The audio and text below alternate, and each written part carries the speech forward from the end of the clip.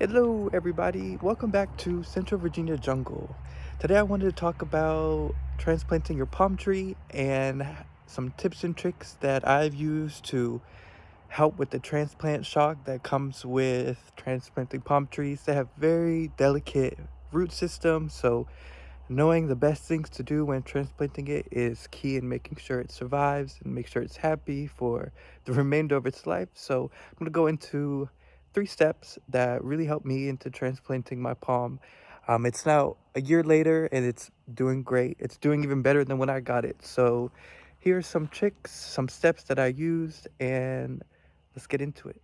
All right, so the first trick that really helped me is not fertilizing your palm tree when you first plant it.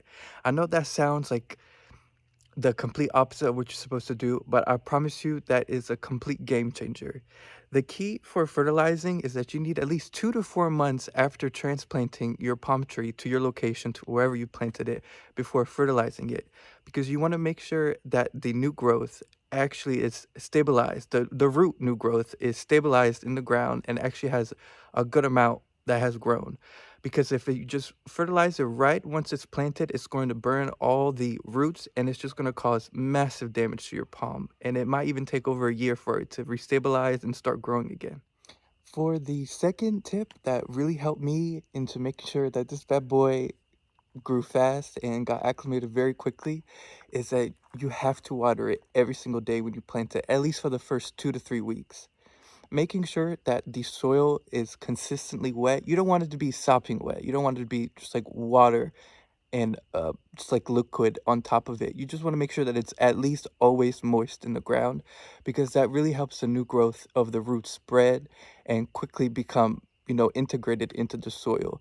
That way, when you do fertilize in about 2 to 4 months, they have the best chance in maximizing its growth, its nutrients, making sure it's cold hardy, making sure it has enough potassium, all of that. So watering every single day for the next 2 to 3 weeks when you first transplant it, that's going to be a game changer.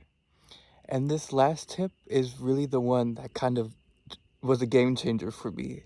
Um, my palm tree, this one that I got about a year ago, it was grown indoors inside of a greenhouse, not used to the maximum sun it gets on this south side wall.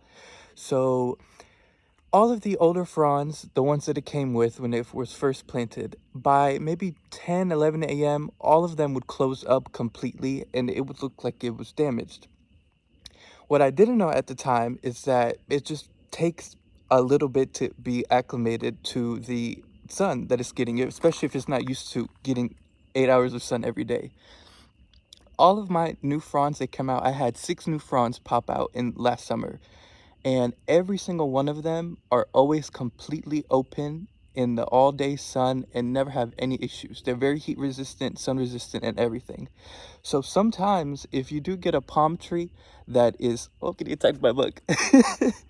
If you do have a palm tree that was grown inside, there is a possibility that the older fronds will just be a little bit on the sad side until all the newer fronds come out. That's what I personally experienced. So just waiting it out, maybe 5, 6 months, seeing how the new fronds that are growing out, see how they're dealing with the new growth, if they're opening up, if they're looking dark green, if they just look healthy.